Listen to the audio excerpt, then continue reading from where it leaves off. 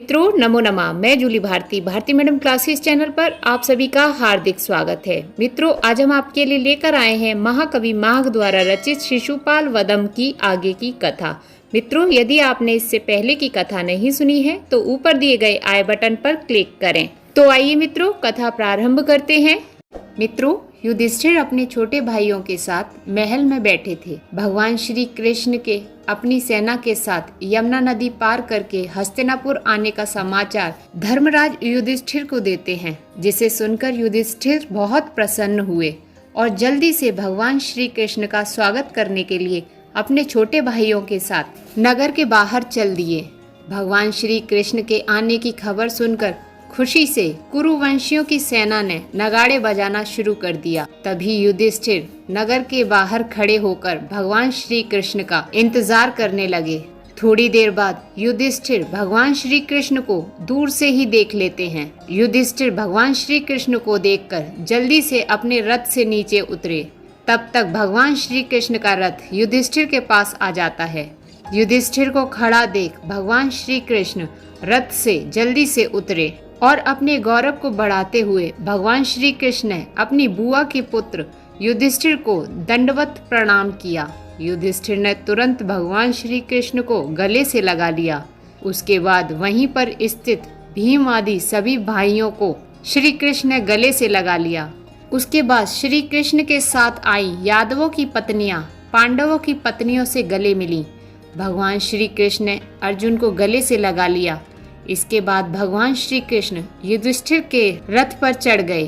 तब धर्मराज युधिष्ठिर स्वयं ही रथ हाँकने लगे। भीम भगवान श्री कृष्ण की पंखे से हवा करने लगे। अर्जुन जल्दी से सफेद छत्र हाथ में लेकर भगवान श्री कृष्ण के पास आकर खड़े हो गए। रथ चलने लगा।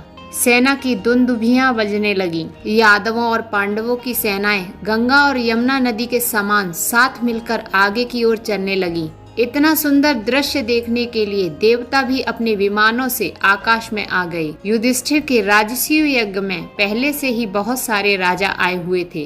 वे सभी भगवान श्री कृष्ण के स्वागत के लिए सुंदर सजे हस्तिनापुर में खड़े भगवान श्री कृष्ण का इंतजार कर रहे थे। तभी भगवान श्री कृष्ण पांचों पांडवों के साथ हस्तिनापुर पहुँचे। भगवान श्री कृष्ण को देखने के लिए नगर की स्त्रियां अपने अपने सभी कामों को छोड़कर जल्दी से सड़कों गलियों और अपने द्वार पर आकर खड़ी हो गईं।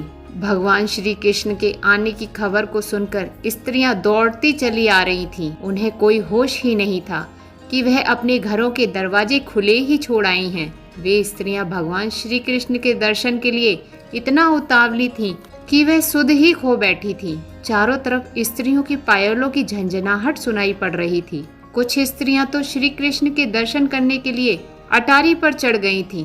तभी भगवान श्री कृष्ण युधिष्ठिर और पांडवों के साथ रथ में बैठे नगर से निकले। सभी ने भगवान श्री कृष्ण के दर्शन किए और बहुत प्रसन्न हुए।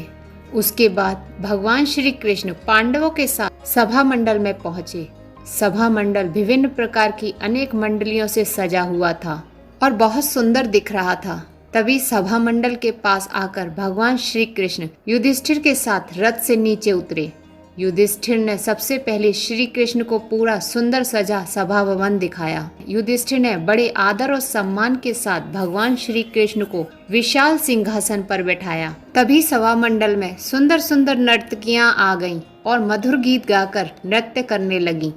युधिष्ठिर भगवान श्री कृष्ण के साथ बातें करने लगे। सिंहासन पर बैठे श्री कृष्ण से बातें करते करते युधिष्ठिर श्री कृष्ण से कहते हैं, हे भगवान आप यहाँ मेरे राजसूय यज्ञ में पधारे, आपका बहुत बहुत धन्यवाद। युधिष्ठिर श्री कृष्ण से कहते हैं, हे प्रभु अब आप मुझे राजसूय यज्ञ प्रारंभ करने की आज्ञा दें। प्रभु आपके कारण ही मैं धर्मराज कहलाता हूँ। आप यहाँ मेरे पास हैं तो अब मुझे कोई डर नहीं। अब मेरे यज्ञ में कोई रुकावट नहीं आएगी, वह निर्विघ्न संपन्न होगा। तब श्री कृष्ण युधिष्ठिर से कहते हैं, हे राजन आप मुझे अर्जुन के समान अपना भाई ही समझें। मैं यज्ञ में कुछ भी गलत नहीं होने दूंगा। यदि कोई राजा आपके राजसूय यज्ञ में आपके भाई की तरह काम नहीं करेगा या फिर कोई विघ्न डालेगा तो मेरा यह सुदर्शन चक्र उसका सिर उसके शरीर से काट कर अलग कर देगा। ऐसा सुनकर युधिष्ठिर बहुत प्रसन्न हुए। इसके बाद राजसूय यज्ञ प्रारंभ हो गया। मीमांसा शास्त्र के ज्ञाता पुरोहित अग्नि में आहुतियां छोड़ने लगे। सामवेद ब्राह्मण ऊंची आवाज में सामवेद के मंत्रों का गान कर रहे थे। द्रौपदी देवी हवन की सामग्रियों का घूम घूम कर निरीक्षण कर रही थी। हवन का धुआं पूरे आकाश में छाया हुआ था।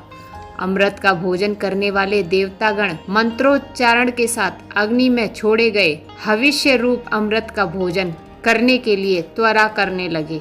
इस प्रकार युधिष्ठिर का राजसूय यज्ञ पूरा हुआ। यज्ञ संपन्न होने के बाद युधिष्ठिर ने ब्राह्मणों को दान दिया। एक ओर युधिष्ठिर ब्राह्मणों को दान दे रहे थे और दूसरी तरफ सभी राजा युधिष्ठिर को कीमती उपहार देने के लिए खड़े थे। युधिष्ठिर द्वारा ब्राह्मणों को दान देने के बाद राजाओं ने युधिष्ठिर को राजसूय यज्ञ संपन्न होने की खुशी में भेंटें दी। उसके बाद आधर्य दान के बारे में सोचते हुए युधिष्ठिर ने शांतनु के पुत्र भीष्म से पूछा कि मैं आधर्य दान किसको दूं? तब भीष्म पितामह ने कहा, हे राजन, इसमें पूछने की बात क्या है? इस यज्ञ में स्वयं भगवान श्री कृष्ण यहाँ उपस्थित हुए हैं। मुझे तो इस पूजा के अधिकारी एकमात्र सिर्फ असुरों के विनाशक भगवान श्री कृष्ण ही लगते हैं। भीष्म युधिष्ठिर से कहते हैं, हे राजन, तुम धन्य हो जो भगवान श्री कृष्ण स्वयं तुम्हारे यहाँ पधारे हैं।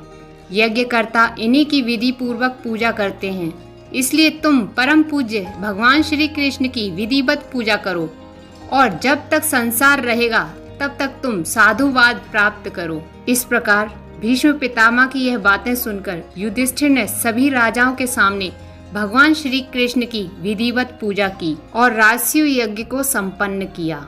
भगवान श्री कृष्ण की पूजा करते देख यज्ञ में आया शिशुपाल बहुत क्रोधित हो उठा और वह युधिष्ठिर को कड़वे वचन बोलने लगा। मित्रों, आगे की कथा सुनने के लिए भारती मैडम क्लासेस चैनल को सब्सक्राइब करें, बेल आइकन बटन दबाकर ऑल पर क्लिक करें, जिससे कि हमारी नई कहानी, नई कथाओं के नोटिफिकेशंस आप तक पहुंच सकें। मित्रों, यदि ये कथा आपको पसंद आई है तो वीडियो को लाइक करें और ज्यादा से ज्यादा अपने फ्रेंड सर्कल में इसे शेयर करें। और मित्रों, नीचे कमेंट बॉक्स में कमेंट करके अवश्य बताएं कि आपको ये कथा कैसी लगी।